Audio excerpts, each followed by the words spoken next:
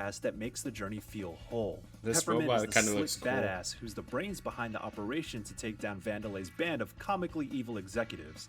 She steals every scene she's in, and in many ways, this story is more about her.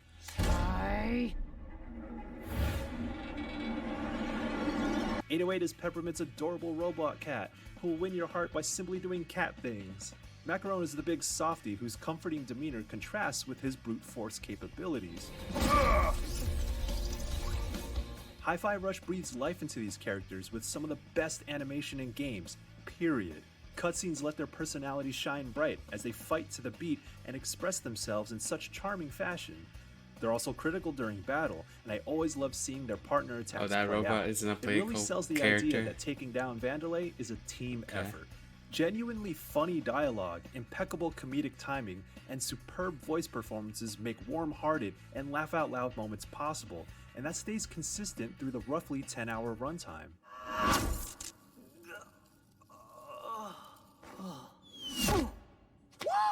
There's an amalgamation of nerd culture references that surprisingly fit the tone, and a bunch of clever little goofs and gags along the way. But the only way to Was see that the a big JoJo's picture reference? is to not look at all. I think you need coffee. But I also found an explicit and sobering satire of modern work culture and the tech industry within a capitalistic dystopia the more I examined each level. Hi-Fi Rush makes melding all these seemingly disparate elements look effortless.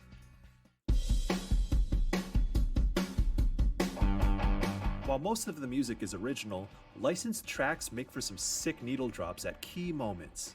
You'll hear the likes of Nine Inch Nails, Number Girl, The Prodigy, The Joy Formidable also play by the rules of Hi-Fi Rush's universe, adding layers of instruments in clever ways during gameplay or wonderfully capturing the emotion of the moment. The rest of the soundtrack bounces off of original jams from Hi-Fi Rush's composers, who replicate the modern garage rock sound nicely. These songs tend to blend in the background, catchy enough to get me to tap my foot as I'm playing, but mostly serving their purpose as a guide for combat and puzzle timing rather than standout songs on their own. It may also be a symptom of having every other aspect be outstanding that anything that's simply good gets lost in the shuffle. However, there is one original song in a late game stage that I dare say gives me Persona vibes. Upbeat acid jazz with a Rhodes piano backed by sharp orchestral strings and funky bass as I pull up to infiltrate a gaudy museum? Madarame, eat your heart out. It's an evocative track to perfectly frame the moment while being a prime example of how this game wields music so well.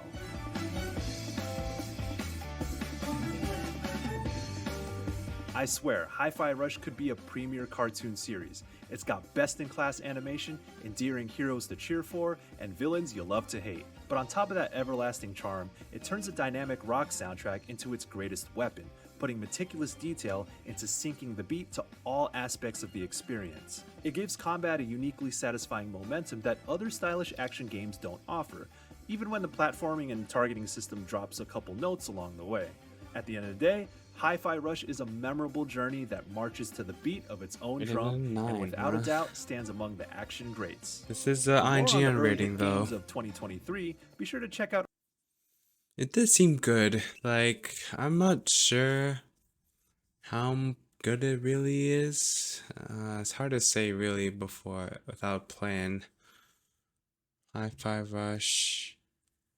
Before You Buy. Should I watch that? Maybe.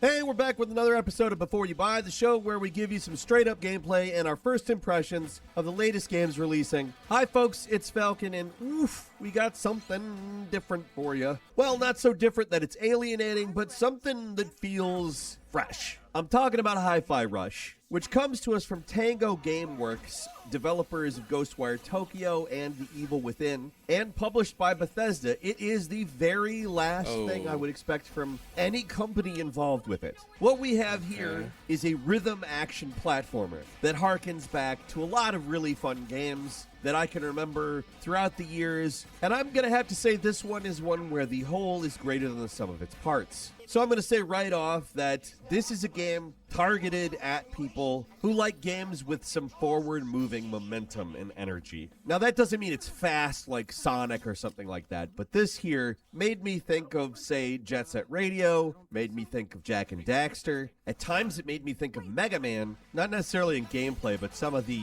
power-up mechanics in Devil May Cry and Bayonetta, and it all does this in the context of a rhythm game. So here's the setting. You're a mid-20s guy named Chai, you're disabled on your right arm, and you want to become a guitarist. So you go to the campus of this company called Vandalay Technologies. I'm pretty sure it's a George Costanza reference, but they don't really acknowledge it. And you volunteer for this test program called Project Armstrong. Essentially, they replace your arm with a robot arm. Chai manages to get fused to his, I think, iPod.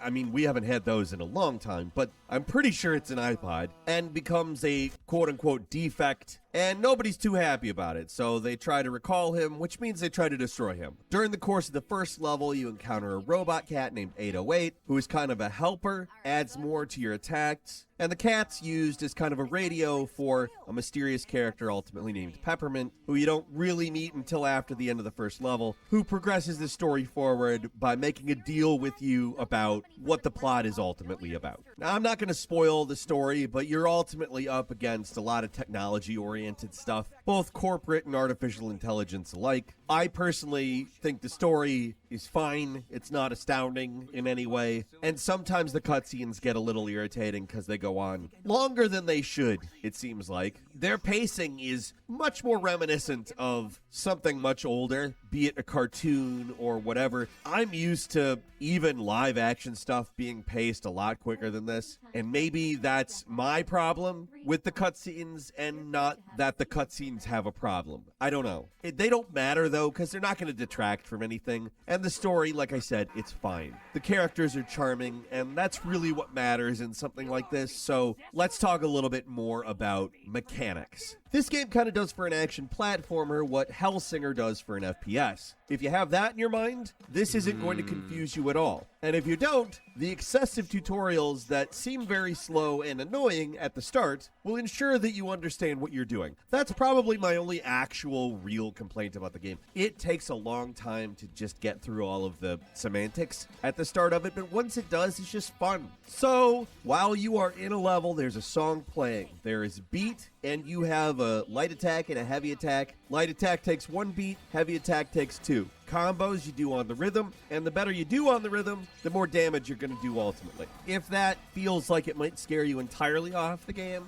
it's actually not required that you attack on rhythm. But like I said, if you do it on rhythm, you get higher damage. There's also combo finishers that you could only get by doing it That on makes the sense rhythm. a bit That said, better. you could play this game the whole way through without paying any attention to that. It'd probably be a little bit harder, but yeah. You have small enemies, you have big enemies, and you have bosses. And we're going to talk a little bit about the bosses in a minute because they're great, but we've got good platforming challenges, although I was a little irritated that it took me as long as it did to tell me that I could sort of dodge dash. Because in games where you can do that, I do that all the time. It was in the first level, but I'll be frank, it feels like a long time. A lot of the first level is cutscenes, establishing what's going on, as well as telling you how to play the game. Once you get a feel for it, it's not weird at all. Again, if you've played Hellsinger, that's a really good analog. I really enjoyed Hellsinger, although it was absolutely ruthless to me, as sometimes it's hard to hear the music over the sound effects, and therefore it's hard to keep in time. That's something I didn't really have a problem with here. But while you're playing a game like this, it's best to tap your foot to the beat or nod your head to the beat, because you'll find that you'll automatically be doing combos exactly how the game wants you to be doing them, because you're like,